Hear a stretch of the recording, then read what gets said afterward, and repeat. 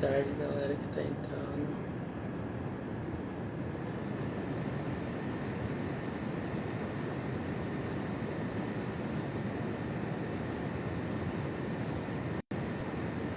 Vou esperar o pessoal chegar e a gente já começa.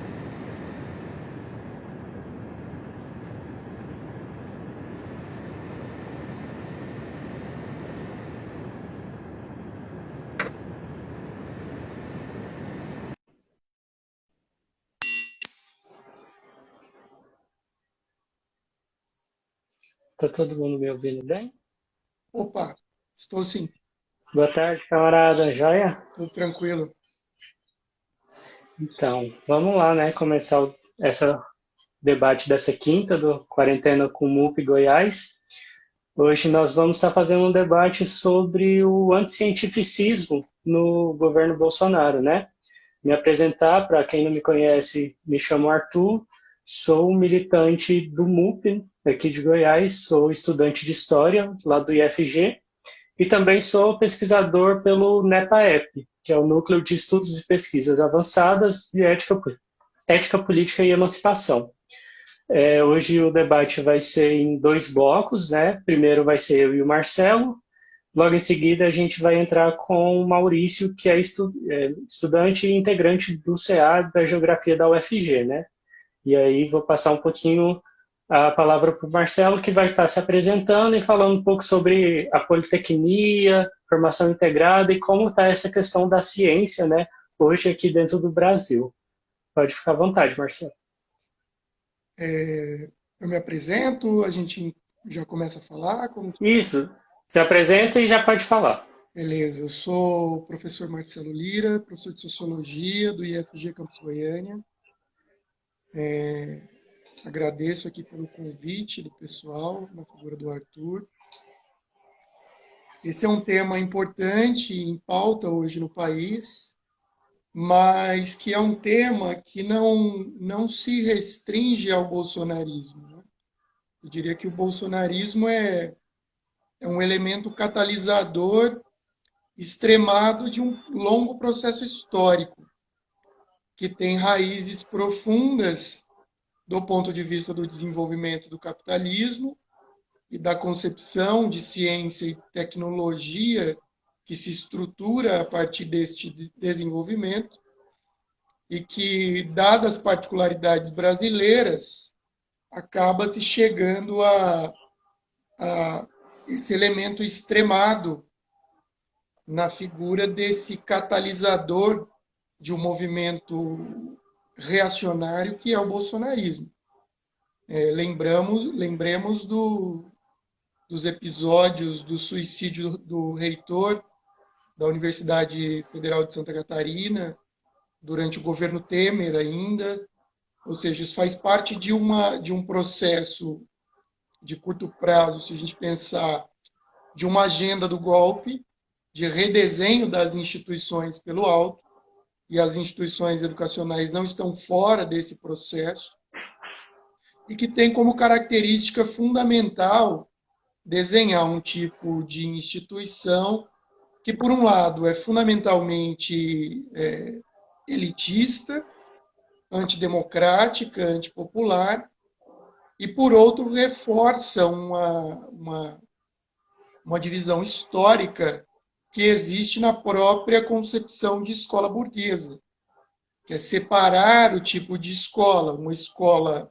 propedêutica fundamentada na ciência e nas artes, para as classes dominantes, que tem como objetivo formar os seus dirigentes nas mais diversas esferas, e uma escola, um tipo de ensino puramente técnico, aligeirado para a classe trabalhadora, o mais aligeirado possível para a classe trabalhadora. Então, eu vejo esse anticientificismo como parte de um longo processo histórico. Se a gente pensar do ponto de vista do desenvolvimento do capitalismo, o Marx, ainda no século XIX, o Marx, o Engels, o movimento operário da época, até mesmo os socialistas utópicos, para expandirmos um pouco aí o campo de discussão, eles já viam no tipo de ciência que está se formando, que estava se formando no período, uma característica bastante peculiar, que era a ideia de decadência ideológica. Então, há uma ideia de decadência ideológica muito presente ali nas ciências e nas artes de meados do século XIX, tendo o Hegel como o último grande pensador da escola burguesa, do pensamento burguês, que tinha como característica entender a realidade e as contradições da realidade. Então, se nós pegarmos aí este pensamento burguês iluminista, o iluminismo é a corrente mais elaborada e mais sofisticada do pensamento burguês, tem como característica a emancipação humana. Essa é a questão central do iluminismo, né? E essa emancipação humana, ela depende da superação de uma série de misérias humanas, inclusive do esclarecimento, ou seja, da educação, de um sistema educacional capaz, então, de fazer com que essa sociedade, esse novo homem que está sendo formado, que é o homem burguês, possa se emancipar. Isso está presente nos pensadores do liberalismo clássico, está presente lá no Locke, está presente no Kant, e apesar do Hegel não ser um liberal, está presente no Hegel como um pensador burguês, em que se tem como fundamento pensar o sistema social, pensar a sociedade, a teoria social, elaborar uma teoria da sociedade. Então, Marx identifica ali no pós, quando Hegel morre, que assume o Schelling a cadeira que ocupava até então de reitor, um movimento que passa a construir um tipo de ciência que escanteia toda e qualquer compreensão da realidade e, portanto, de crítica à realidade. E, a partir dali, a ciência ela passa a ser construída e elaborada, separada da tecnologia. Então, há uma divisão profunda entre ciência e técnica, dentro dessa nova estrutura de sociedade burguesa, e, a partir dali, essa estrutura de sistema educacional passa a ser construída a partir da divisão das ciências. Então, não é por um acaso que vai surgir a ciência da história, a ciência da geografia, da economia e por aí vai. Ou seja, você compartimenta as ciências como forma de dizer não é possível mais pensar a sociedade na sua totalidade. Não é possível mais construir uma teoria social. Então, como não é possível mais construir uma teoria social, um grande sistema capaz de entendê-la a partir de uma ontologia, que isso quer dizer entender o ser de uma época. O espírito da época, como o Hegel gostava de dizer.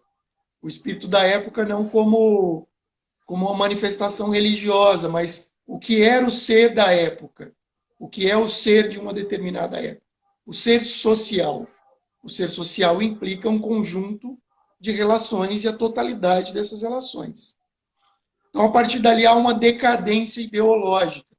E a ciência que passa a ser produzida é uma ciência e uma tecnologia como ideologia, que é inclusive o debate que os frankfurtianos, a escola de Frankfurt, tentando entender a ascensão do nazifascismo na Alemanha e na Itália, vão desenvolver nos anos 40 e 50.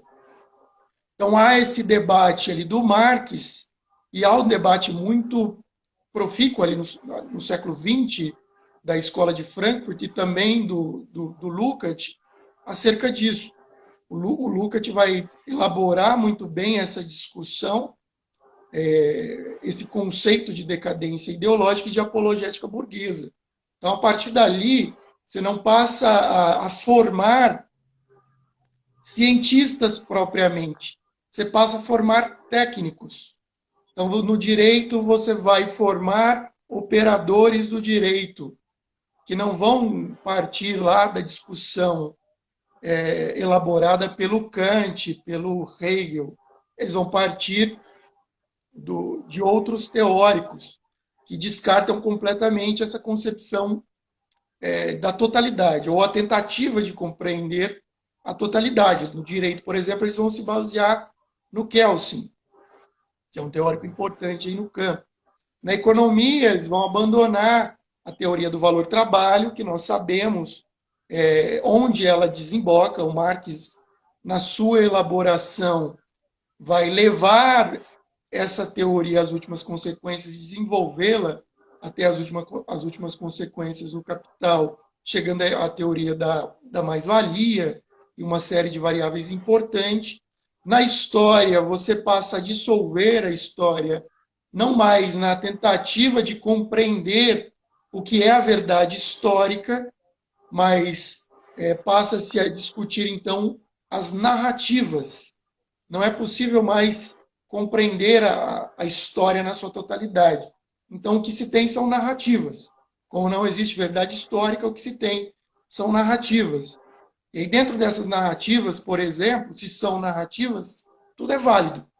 É onde entra, por exemplo, a discussão: o nazismo é de esquerda devido ao nome do partido.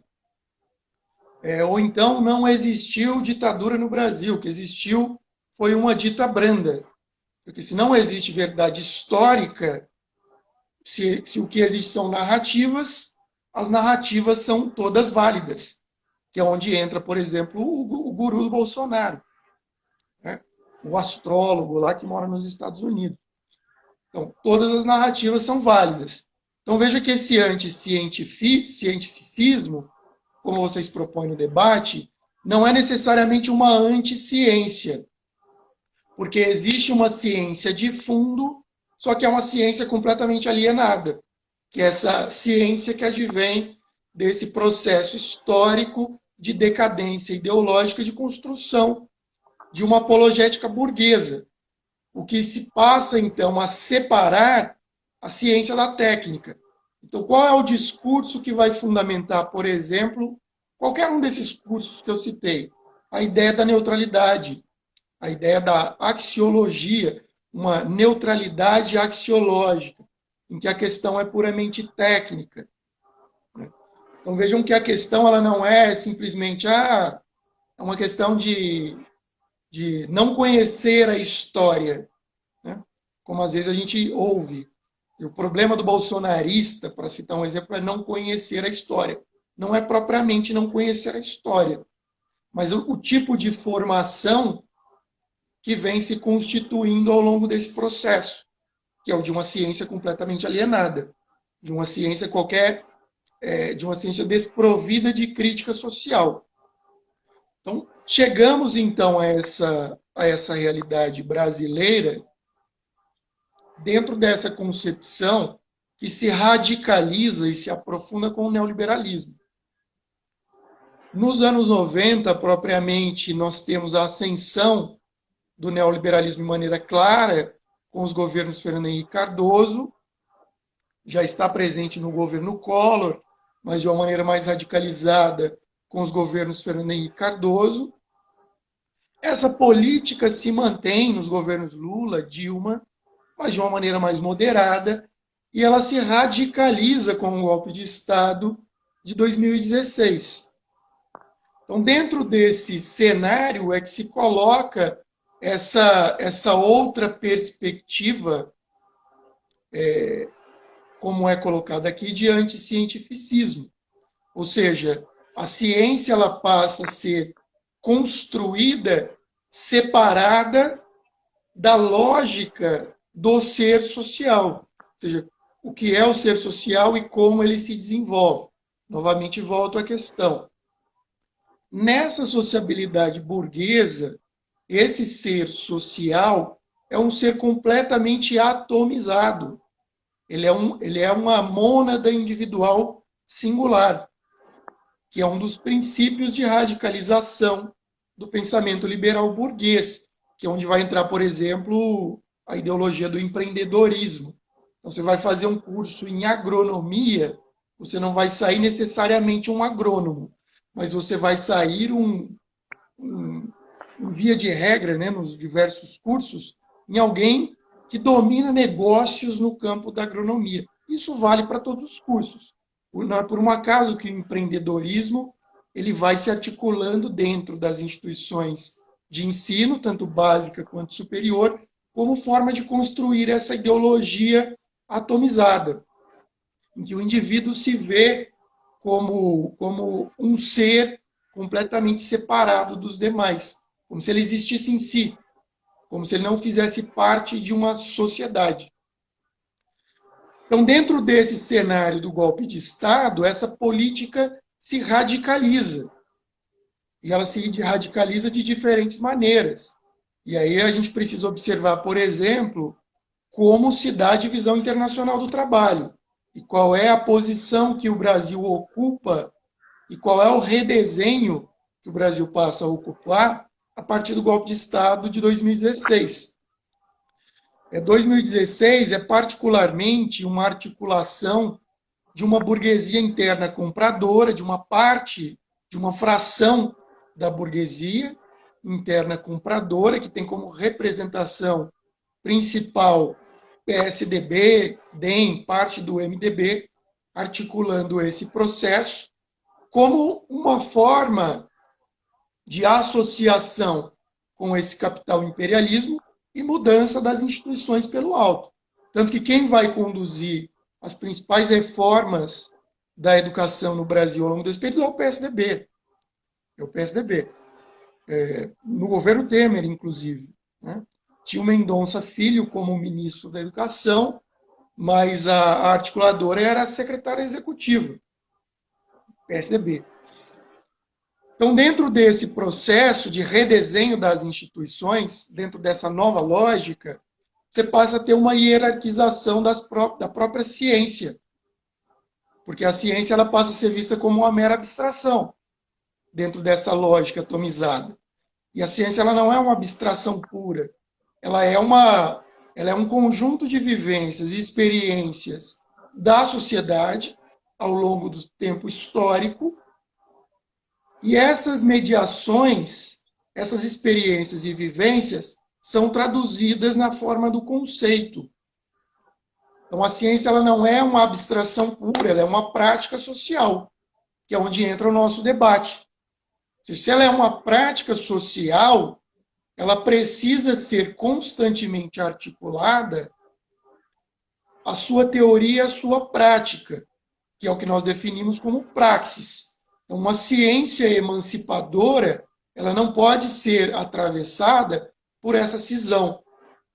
Ela precisa fundir teoria e prática, porque a sua teoria é uma prática social de um conjunto de vivências e experiências das gerações anteriores, a partir das quais nós educamos as gerações futuras. Então, nós precisamos fundir esse processo.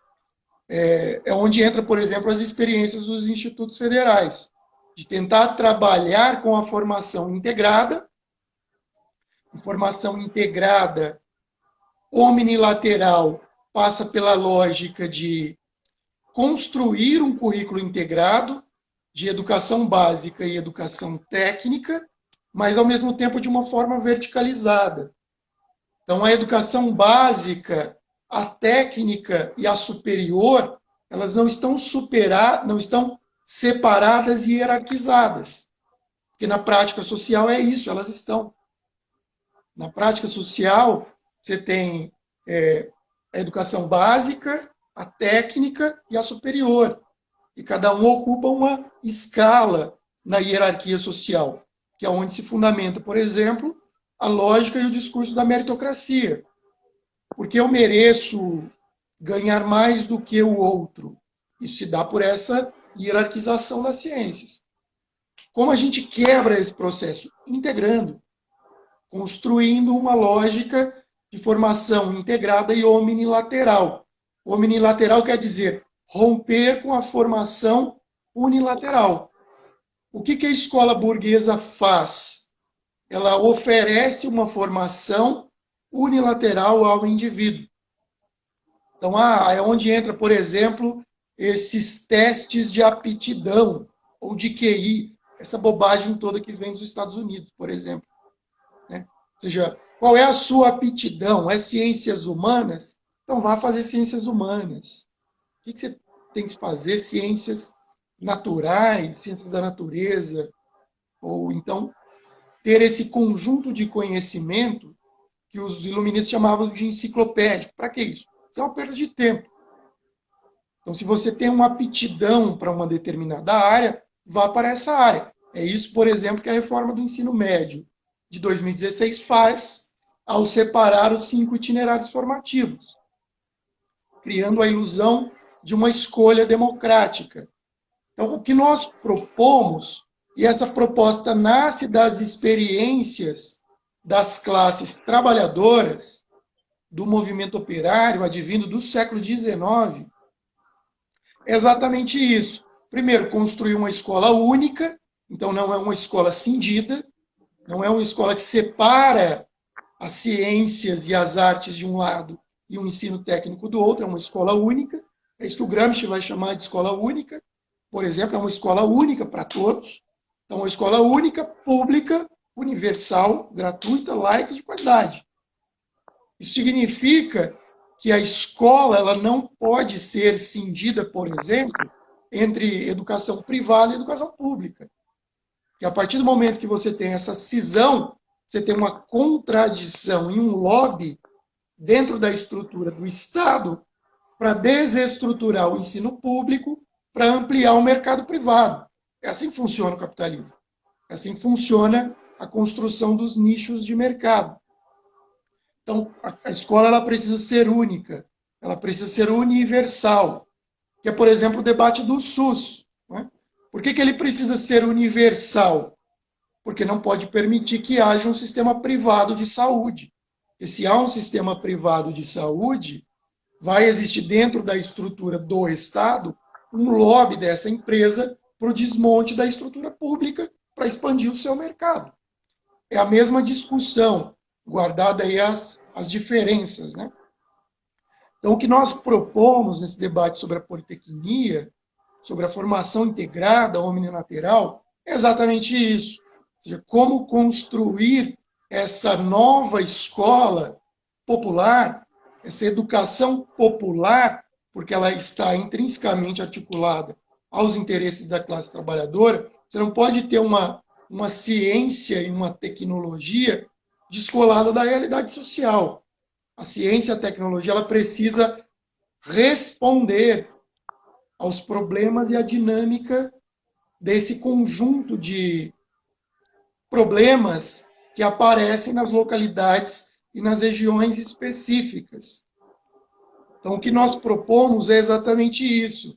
Mas veja que esse movimento anti-ciência, que aparece aí na figura do Traub, por exemplo, essa figura horrorosa que hoje ocupa o Ministério da Educação, é uma questão da própria estrutura da sociedade burguesa e de como as instituições educacionais estão estruturadas.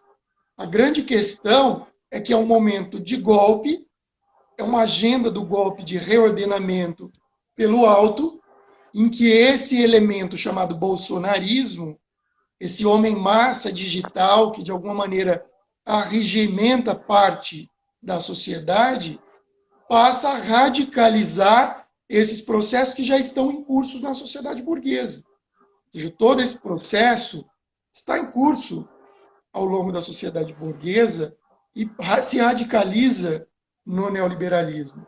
Então, não é por um acaso, por exemplo, e aí entra uma série de oportunismo, como os mercadores da fé, como eles articulam os interesses deles ligados às escolas. Por que as igrejas querem ter escola? Porque escola significa poder, poder local, poder regional. Por que os militares querem ter escola? Porque escola significa poder. Poder político, poder econômico e poder sociocultural dentro daquela localidade, poder de intervenção.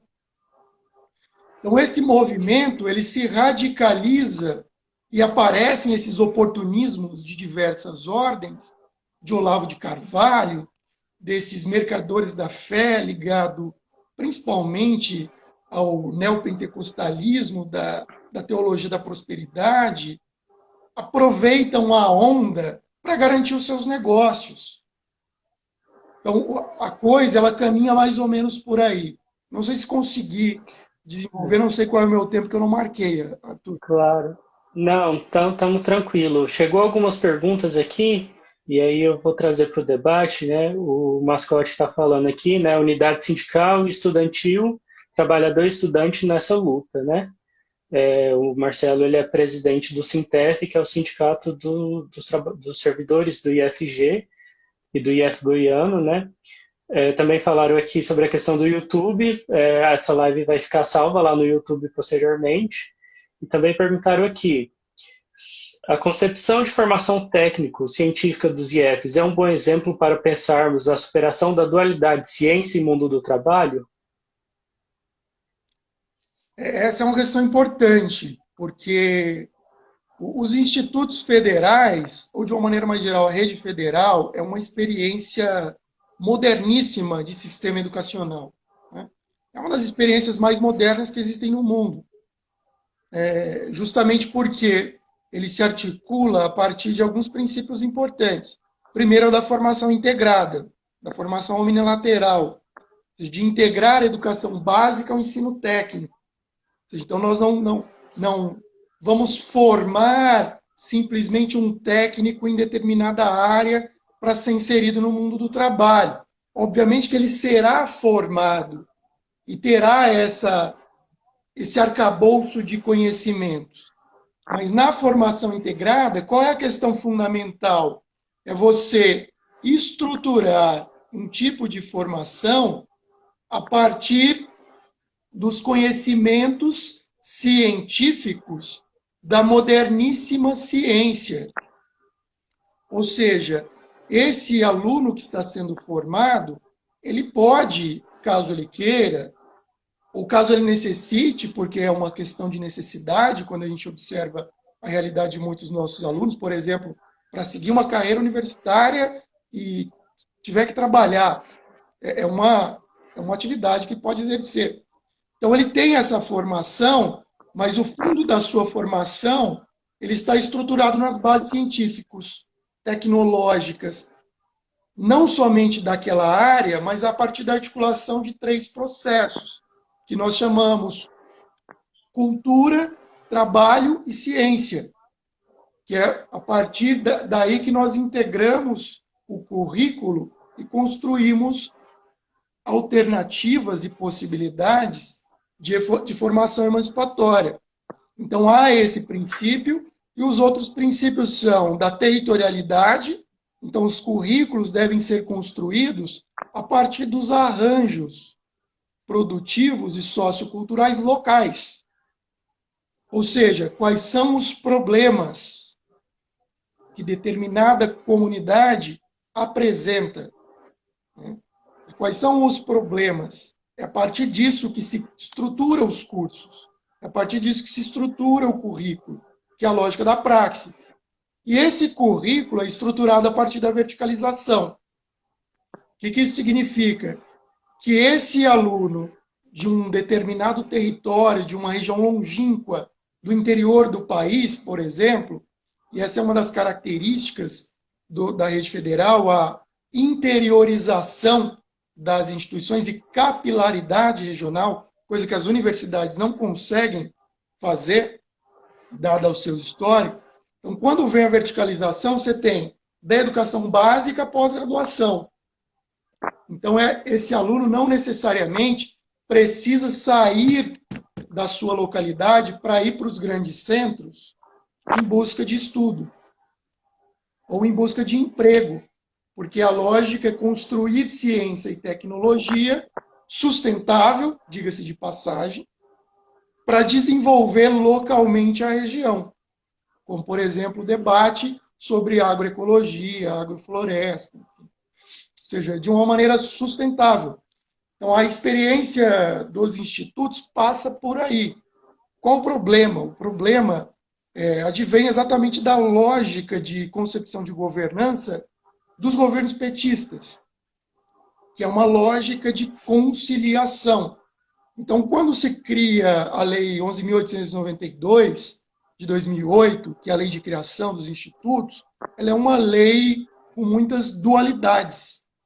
Então, ela permite isso que eu disse, mas ela permite outros tipos de arranjos, voltados, por exemplo, para o agronegócio, para essa lógica destrutiva de uma ciência, de uma tecnologia como ideologia, como eu coloquei anteriormente.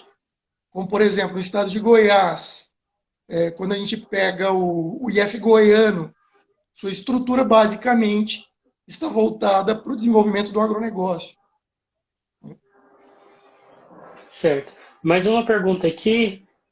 Por que os departamentos, né, e faculdades de ciências sociais sempre foram os mais sucateados dentro das instituições públicas? Então, porque não são ciências, as ciências humanas, de uma maneira geral, elas não são ciências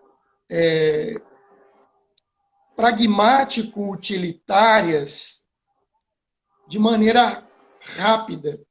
Né? Elas são importantes para a construção do consenso, para a construção da dominação, como Marx coloca lá na ideologia alemã, a dominação, a ideologia de uma época é a ideologia da classe dominante de uma época. Então, não é porque essas ciências são críticas, porque elas não são. Elas são, na maioria das vezes, 99,9% das vezes, conservadoras ou reacionárias. A história, a geografia, as ciências sociais, a filosofia, elas são reacionárias, que é onde entra o debate lá que eu coloquei inicialmente da decadência ideológica. Ou seja, elas vêm para justificar a dominação, tergiversando os problemas fundamentais da sociedade. Como, por exemplo, conceito de decolonialidade. Né? Ou seja, é uma tergiversação. Não vamos trabalhar com essa concepção de imperialismo, porque isso é do século XIX. Não existe imperialismo. O que existe é uma questão de decolonialidade. E por aí vai. Né? Por aí vai. Esses discursos são construídos nesses centros. A grande questão é que essas faculdades, em via de regra, elas são extremamente, ou pelo menos elas foram constituídas para serem elitizadas. Em um determinado momento, uma parcela da classe trabalhadora passa a acessá-las. É aí que está o problema, né? Então, não é necessariamente que elas são sucateadas. Então, você tem ali os grandes polos de desenvolvimento dessas ciências humanas da ordem, e você tem essas outras periféricas. Né? Quando a gente pega, por exemplo, a USP, quando a USP é criada, a Faculdade de Ciências e Letras da USP, você pega, por exemplo, a trajetória do Florestan Fernandes, que é o seu centenário esse ano, inclusive. Ou seja, o Florestan Fernandes é filho de uma lavadeira, mãe solteira, entre aspas, né? Obviamente, pobre, que teve uma educação bastante rudimentar na infância e volta a estudar por um mecanismo chamado madureza, que é uma espécie de EJA da época, e quando ele entra na USP, ele é completamente discriminado pela sua condição de classe, porque todos os professores, por exemplo, eram europeus, e as aulas eram nas línguas europeias, que até hoje existe na universidade, por exemplo. Né? Então, ela tem... Então, não é necessariamente sucateada. Ela tem os seus grandes polos de desenvolvimento de teorias de dominação, e você tem esses polos periféricos que oferecem outros tipos de formação. Então, há de se separar isso. Então, não é esse discurso, é porque as ciências humanas são críticas. Não são. As ciências humanas são reacionárias. Reacionárias. Só pegarmos os principais teóricos aí da segunda metade do século XIX e século XX. Mas não são, não é por isso. Uhum, certo. Então, nosso tempo acabou desse primeiro bloco. Queria agradecer, né, ao camarada. Fica aí para fazer seu agradecimento final. Bem, agradeço, então, a oportunidade de dialogarmos aqui, de fazermos esse debate. Parabéns aí pela iniciativa e esperamos que esse movimento de uma educação popular, de uma universidade popular, possa se expandir com adesão tanto de professores, quanto estudantes, quanto técnicos administrativos e da sociedade em geral. E como Marx colocava, o Gramsci, além dessa educação que é importante, que nós desenvolvemos e recebemos nessas instituições, é importante que as organizações autônomas da classe trabalhadora se autoeduquem. E esse tipo de movimento serve exatamente para isso, para a autoeducação dessa classe que propõe uma reforma moral e intelectual da sociedade, ou seja, construir o novo homem. E construir o novo homem a partir de um outro tipo de ciência, de um outro tipo de tecnologia. Certo.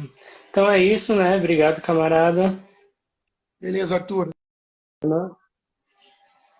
Vamos lá então agora, só esperar o Maurício, estudante da UFG e do CA da Geografia, entrar aqui na live e nós já continuamos o debate.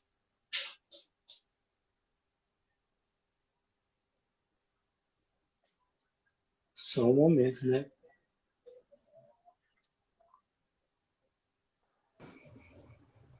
Boa noite, E camarada. aí, tudo bom, Jair? Bom, beleza. Tranquilo. Então, Vamos lá, se apresenta primeiro. então, me apresentando, eu sou o Maurício, sou estudante de Geografia aqui da UFG, faço parte do centro acadêmico e é isso aí. Então, a gente hoje está passando por um processo tanto quanto complicado, né? Nessa questão do cientificismo. E aí a gente tem hoje uma postura de um governo que não acata, por exemplo, as recomendações da OMS durante uma pandemia, né, do coronavírus, e ao mesmo tempo ele vem aí fazendo diversos cortes dentro da universidade pública, né, que hoje é um dos principais pilares da pesquisa, né, dentro do Brasil. Hoje no Brasil, se eu não me engano, 90% das pesquisas, mais de 90% das pesquisas realizadas são em universidades públicas.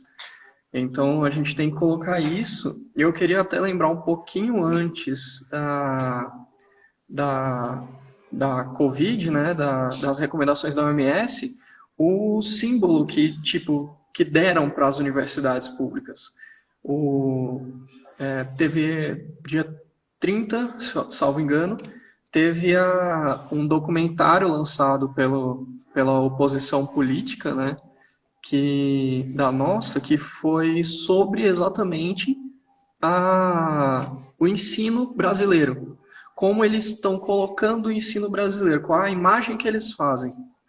Então a imagem é aquela que o ministro coloca, que tem a produção de metanfetamina, que os estudantes estão fazendo plantação extensiva de maconha, e é essa a imagem que eles querem produzir, que eles querem passar para a grande população, né? Tanto em ações políticas, eles tiveram a gente pode lembrar da PEC da morte, né? A PEC 95. Sim. Que foi exatamente para cortar não só da educação, mas um dos pilares da educação. Eles cortaram ali, fizeram o teto de gastos, né? Que a cada ano parece que eles dão um jeito de diminuir mais ainda o teto de gastos. Então é uma bola de neve. Você investe menos e com isso o teto baixa, e então você vai investir menos no ano que vem. É uma das armas que eles têm usado para essa deslegitimação da ciência e do ensino, da aprendizagem. Ao mesmo tempo em que eles recorrem falou que teve a pandemia, está morrendo 600, 700 pessoas por dia. Quem eles vão recorrer é a Fiocruz, no Rio de Janeiro, ao Instituto Butantan, em São Paulo, que são os institutos públicos federais que estão ali no combate, né? Eles vão recorrer ao SUS, que é quem vai realmente receber essa galera. Então, ao mesmo tempo que esse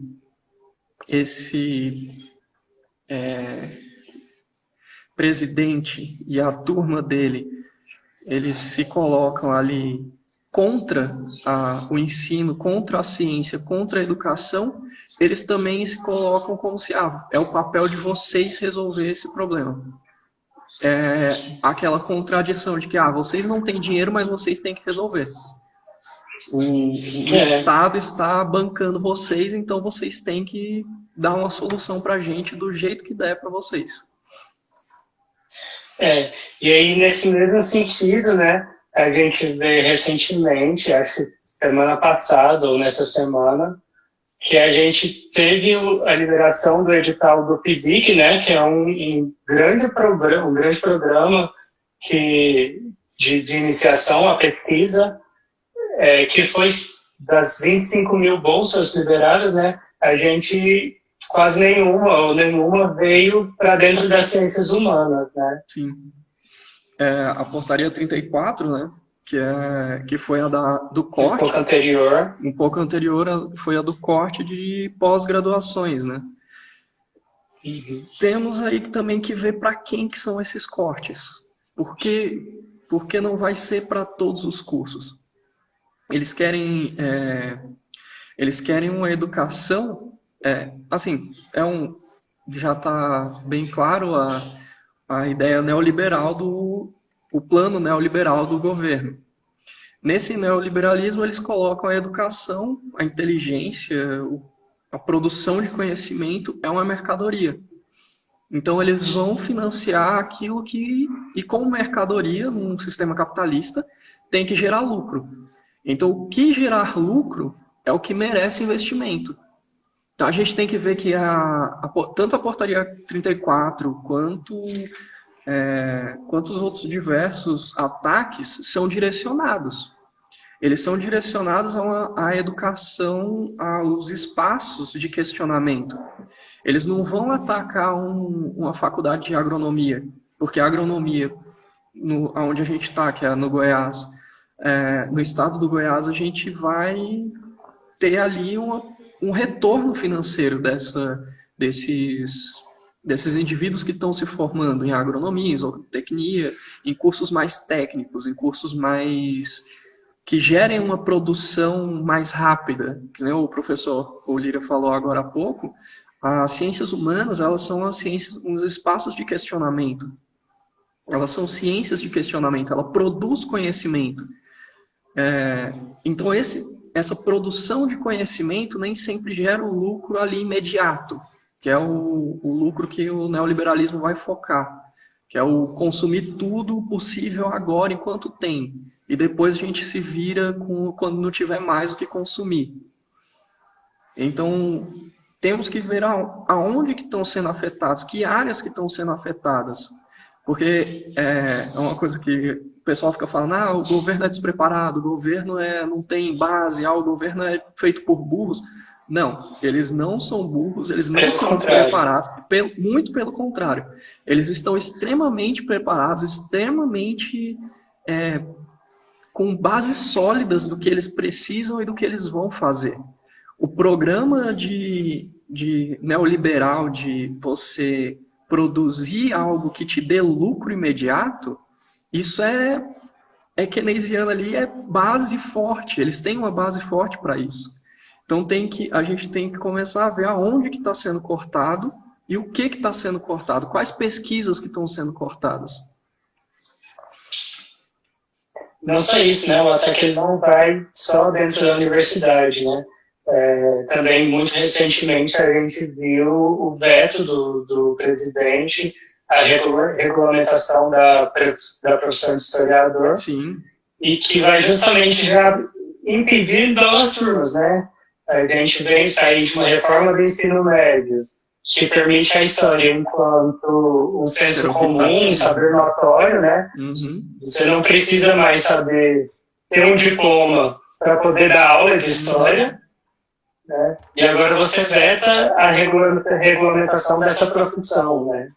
Sim. Isso aí faz muito, que nem o professor estava falando, resgatando um pouco a fala dele, a ideia do Zeitgeist, né? O espírito do tempo, o espírito do que está passando hoje. Tipo, a gente teve ali, em 2016, 2015, uma revolta da vacina às avessas, né? Que o pessoal começou a falar que vacina é que estava dando doenças, que dava autismo, que dava, né? Entre outras. A gente está passando por um tempo de pós-verdade, da verdade é aquilo que eu aceito, é aquilo que contribui para o que eu acredito. É aquilo que me convém. É aquilo que me convém. A verdade não é mais verdade, a verdade é aquilo que contribui para o meu imaginário, que é muito... eu tinha até anotado que a gente não precisa... A ciência, por que a ciência humana, ela... E até a ciência, não as humanas também, mas as exatas, quando indispõe com os ideais governamentais atuais.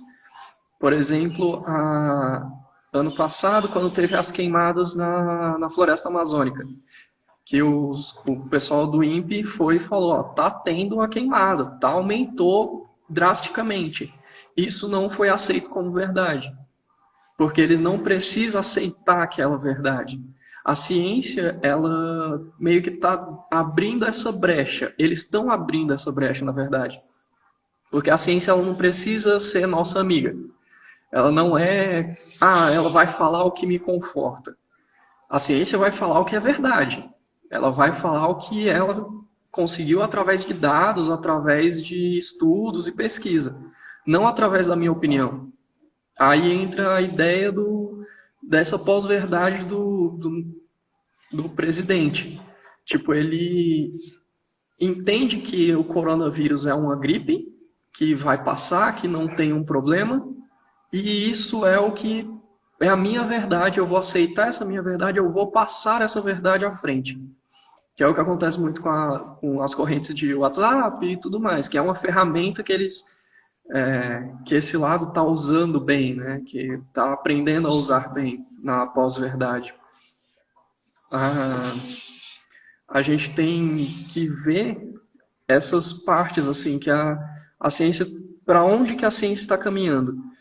A gente vai aceitar eles falarem que a Terra é plana e vai levar isso como uma piada? Ou vai provar e tentar ensinar para eles que a Terra não tem como ser plana, isso com experimentos de um grego de 200 anos antes de Cristo? Isso vai muito no que as entidades estudantis estavam fazendo, né, no ano passado, durante os tsunamis da educação. Sempre havia aquelas aulas na rua, onde havia essa exposição das pesquisas, né, que eram feitas, esse diálogo com o trabalhador direto. E aí a gente cabe pensar também um pouquinho no papel das entidades estudantis, né, a importância da gente, principalmente nesse momento de avanço do fascismo, da gente ter grêmios, CAs, DCEs, se organizado, pautando um programa, né? E aí um programa de educação popular, que vai pautar uma universidade inserida dentro da comunidade, né? Que ela está participando. Sim. A educação como um todo, não só a educação superior, mas ela molda a sociedade. A nossa educação precisa ser libertadora, precisa empoderar a gente, para termos essa força de falar o que é ou não. Não ser donos da verdade, mas falar com propriedade sobre essa verdade. Os grêmios estudantis, os DCEs, os CAs, precisam estar juntos, precisam organizar os seus militantes dentro do partido ou dentro do centro acadêmico. E não só eles. Agora é o momento de pegar, de expandir essa discussão, expandir esse momento de falar aonde e o que é para ser discutido. Não pode deixar simplesmente uma empresa como o Futuri queria, que uma empresa chegasse e falasse, a gente quer discutir isso aqui, vocês vão ter que discutir porque é o que a gente está financiando. É lutar exatamente contra isso. Lembrando que o Futuri não sumiu ainda, ele ainda é um fantasma aqui que está sendo no nosso pé ali, mas... já está, se eu não me engano, na quarta versão que está transmitando dentro do Congresso. Então, eles estão jogando, joga para lá, joga para cá, não é aceito, mas eles estão ali insistindo e batendo nisso. Tanto nesse futuro, isso que é a privatização praticamente do ensino superior, como também das militarizações do ensino básico. A gente está inserido num estado que está sendo o balão de ensaio deles, que é militarizar, se eu não me engano, Goiás, né, ia abrir novas 30 e poucas escolas militares nesse ano, né? Então, estamos servindo ali de balão de experimento para eles. E aí a nossa importância de ter também um grêmio estudantil num colégio militar. Ter também uma organização aonde eles estão, porque é necessário, porque eles também estão aqui. Eles também, quem quer privatizar a universidade pública também está aqui fazendo sua luta. Também está fazendo as empresas júniores, esses modelos de empresas para estudantes, o próprio polo da UFG aqui, que vai abrir o polo científico, né, que vai ser praticamente só de empresas privadas, apoiando, né? Então, a gente precisa se organizar, e esse espaço aqui que a gente está tendo, de levar essa comunicação, de levar para outras pessoas de outros estados, às vezes quem tem dificuldade no acesso à faculdade, à universidade, levar essa discussão para eles também, né? E esse espaço aqui de live, do meio da internet é muito importante. E aí nessa questão da escola, né, não só essa questão da militarização, né, hoje, dos últimos 2 anos, né, do governo Caiado, eles fechou quase 50 escolas aqui dentro do estado, né, que é extremamente problemático também. Sim. Um dos motivos é esse, não gera lucro. O que não gera lucro no Estado neoliberal é fechado, é descartado. É mais ou menos isso, por isso também que você vê alguns países da Europa falando, vamos ter que escolher quem a gente vai deixar morrer nessa pandemia. Quem eles vão escolher deixar morrer? Quem não vai produzir lucro, quem não produz alguma coisa para eles em retorno. Esse é o perigo do neoliberalismo, o perigo do que está se instalando agora, né? Nesse governo. Então, nosso tempo acabou. Né? Queria agradecer a participação, né? Abrir aí para você poder fazer as considerações finais. Então, como consideração final, eu queria trazer uma frasezinha do Paulo Freire, que ele fala que não existe uma educação sem posicionamento. A educação sempre vai se posicionar. Você tem que escolher se você vai se posicionar ao lado da educação libertadora ou da educação que repreende mais ainda a sua liberdade. Eu acho que é isso. No mais, lavem as mãos, passem álcool em gel, se cuidem. Se puder não sair de casa, não saia, bebam água. É isso, então. Eu queria agradecer a todo mundo que participou durante a live, né? Queria já deixar o convite para a semana que vem. Nós vamos ter uma live sobre a defesa da UEG, que também está passando por diversos ataques, né? Fazer um convite que amanhã vai estar tendo um protesto internacional e nós, enquanto movimento por uma universidade popular, vamos estar participando, vai ser um protesto online, né, Isso, só procurar nas nossas redes, que tem lá todas as informações certinhas. Se inscrevam no canal do YouTube nosso. Esse vídeo vai ser postado lá futuramente. E para seguir todas as nossas redes sociais. Mas é isso, agradecer novamente a presença do Maurício, do professor Marcelo e todos que assistiram. E até semana que vem.